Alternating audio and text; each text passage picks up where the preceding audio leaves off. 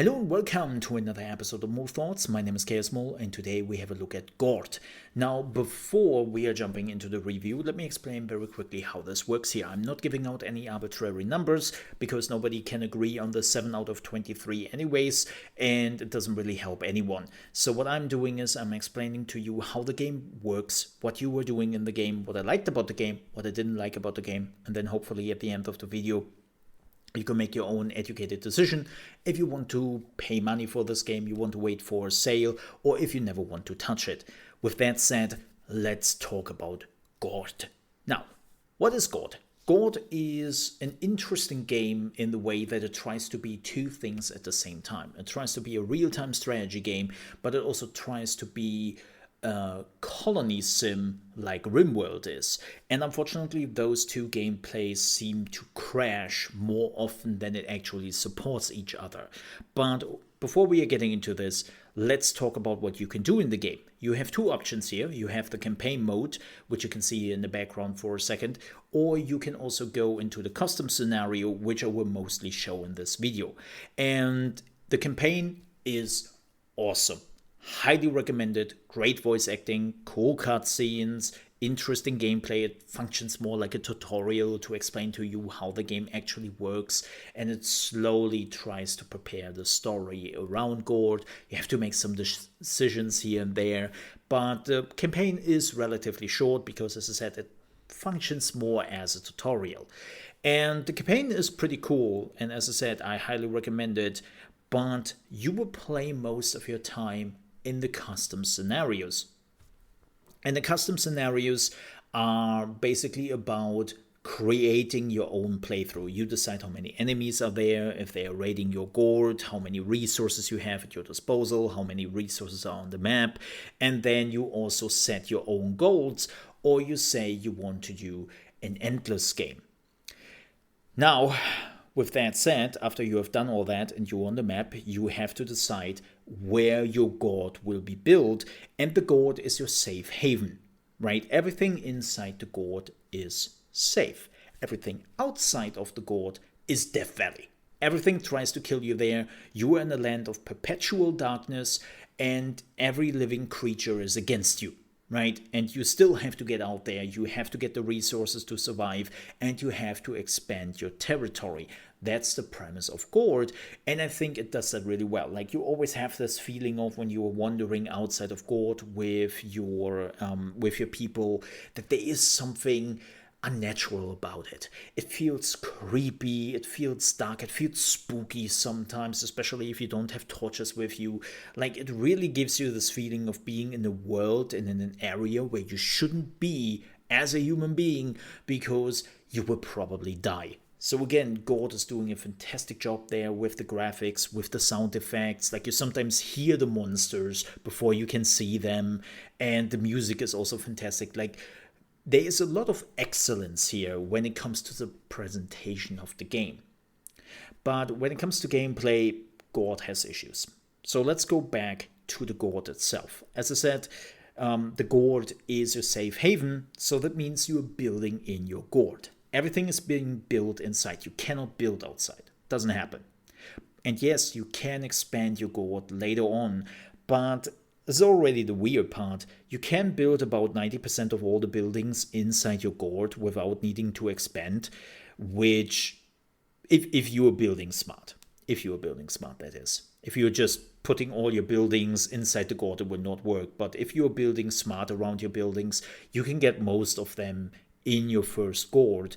And the thing is also, you need all the buildings. That's the weirdest part. Like, it's not really you make a decision if you need this building at some point or maybe later down the road. The game is pretty adamant on you need all the resources which are available, right? You need food, you need wood, you need reed, you need clay, you need iron, you need gold. You need all those resources, and you need all the buildings for that to harvest them. So there is no real decision making. It's just get to those buildings as fast as possible because you need them. And the game does it sometimes make it a little bit hard to get to them. Now you might argue, well, Mole, this is a survival game, right? Like, you have to manage your resources and you have to make some tough decisions. And the problem is, no, you don't.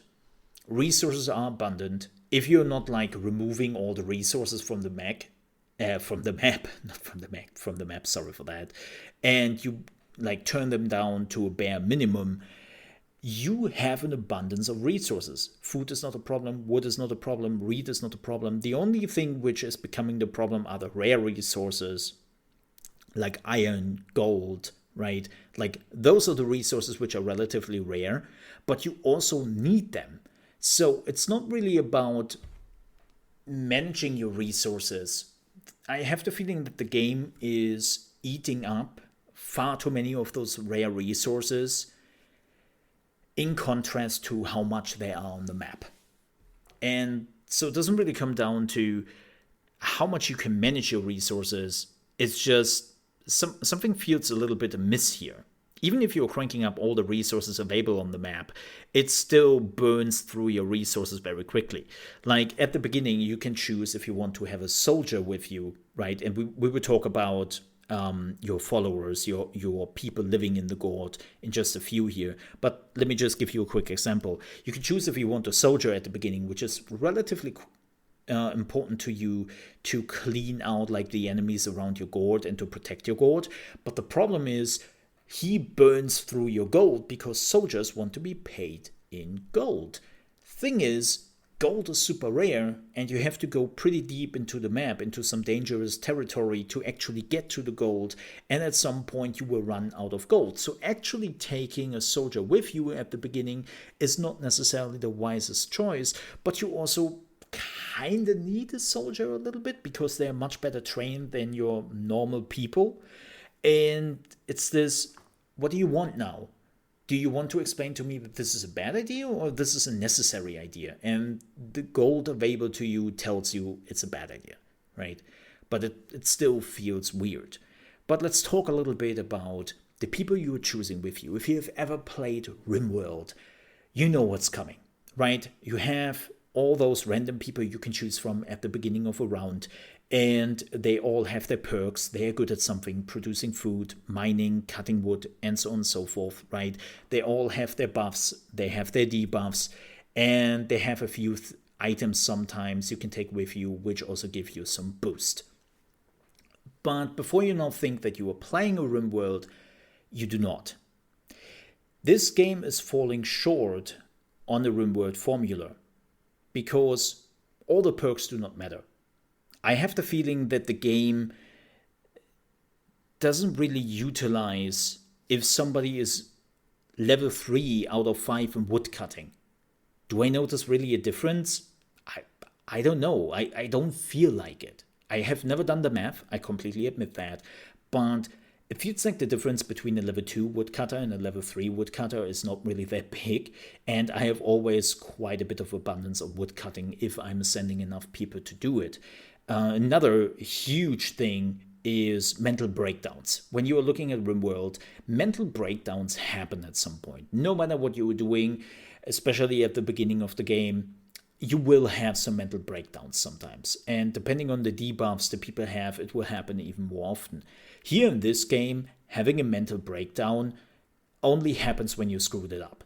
There is no, it will happen at some point, because you can build a meadery and you can just send your people to the meadery, then they will sit there for 5 minutes, drinking their ass off, and then they are at 100% sanity again, and they're good.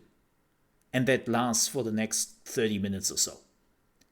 So you never come to the point where a mental breakdown can really happen. If a mental breakdown happens, you just missed out sending those people to the meadery and to just drink, right? And drinking has no like downsides. It's not like they're getting addicted. It's not like they're getting drunk. It's just like, yeah, they're doing it and they're getting their sanity back. The same thing goes, there is no interactions. There is no interactions with the people. They're not hating each other. They're not loving each other. When I got my first kid, because they can get pregnant, right? They can get pregnant, and I got my first kid, and it tells you, like, this is the kid of Mother X. And you're like, okay, who's the father? You don't know. Because they have no interactions. They're just getting pregnant. They're just having children. But there is no interaction whatsoever. They're not talking to each other. They are just in work mode 24/7 and nothing beyond that. So they put in the idea of somebody is really good at something. They have some debuffs and some buffs, but that's it. Everything else, what makes Rimworld really good, was cut off. And now you might think, well, maybe that was not their plan. Maybe they wanted to go with like a real-time strategy, like city management game a little bit. Yeah, but it's also falling short there. You are burning through the city building very quickly. In my first game, after about 2 hours, I nearly had built every building, and I was close to being a level 4 out of 5 city. That's how fast I did grow. The game is a very fast game. You're not playing this game to play around for days, weeks, or months like you would do in the Rimworld game. You are playing around for a few hours. And then you are done with it. Because A, you have finished your objective, or B, you did run out of resources on the map, and that spells doom for you. And they cannot regenerate. The resources do not regenerate besides the food. Food can sometimes regenerate, but most of the stuff doesn't. And when it's gone, it's gone. And when you are done with the map, well, then it's game over. There is no endless game for you, right? And it's just, the more I'm playing Gord, the more I have the feeling that they kind of did the strategy part, and then they wanted to add something interesting. The saying goes, let's go back to the soldier I talked about before, right? Like deciding if you want to take a soldier with you or not.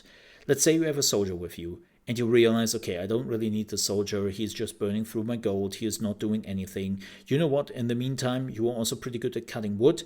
How about you becoming a woodcutter for the meantime? You can do that, not a problem. But the problem is now, if you need the spear fighter, the soldier again, you cannot just switch back.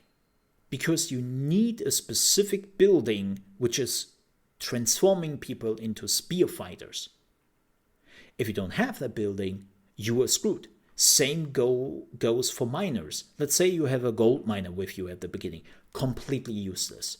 Completely useless because you need a gold miner hut so that the gold miner can actually do their job.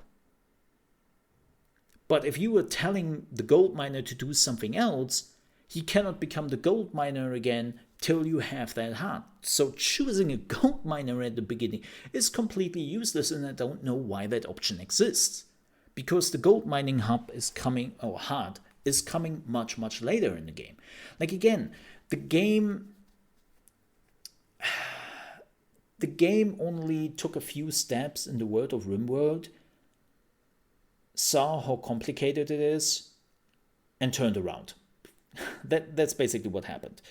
And so, unfortunately, this game is just clashing with itself.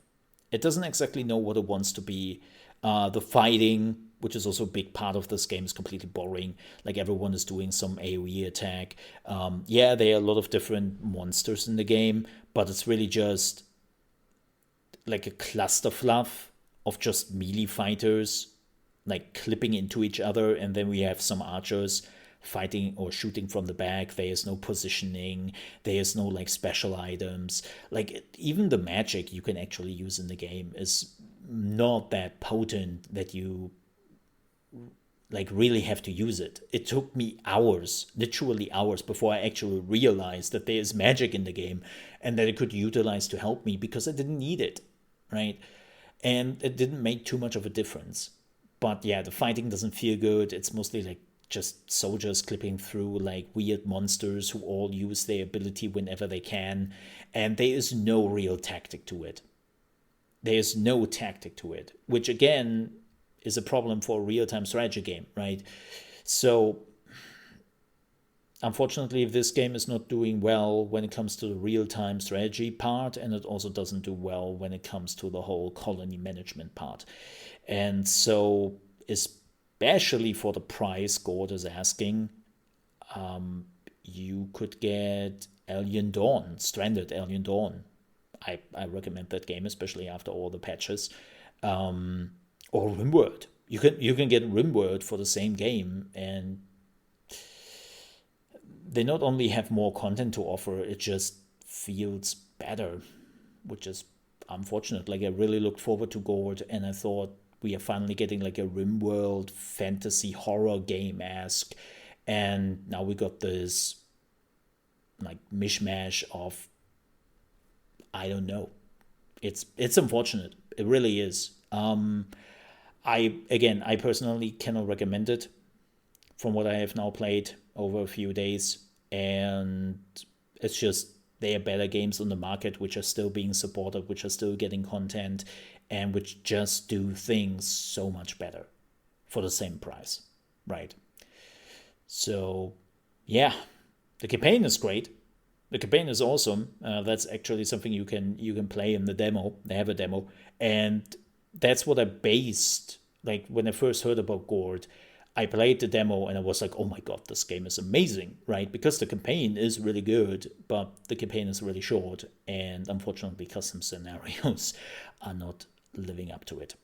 With that said, we are done here with the review. Thank you so much for watching. If you enjoyed it, please don't forget to leave a like and also subscribe to the channel if you love strategy games, because that's what the Mole Under Management channel is all about. It's strategy games. All sorts of them. Real-time strategy games, turn-based, city management games, yada yada yada. Like the whole thing of strategy games you find here on the channel. And if you enjoy that, and if you like that, make sure to subscribe. With that said, thank you so much for watching.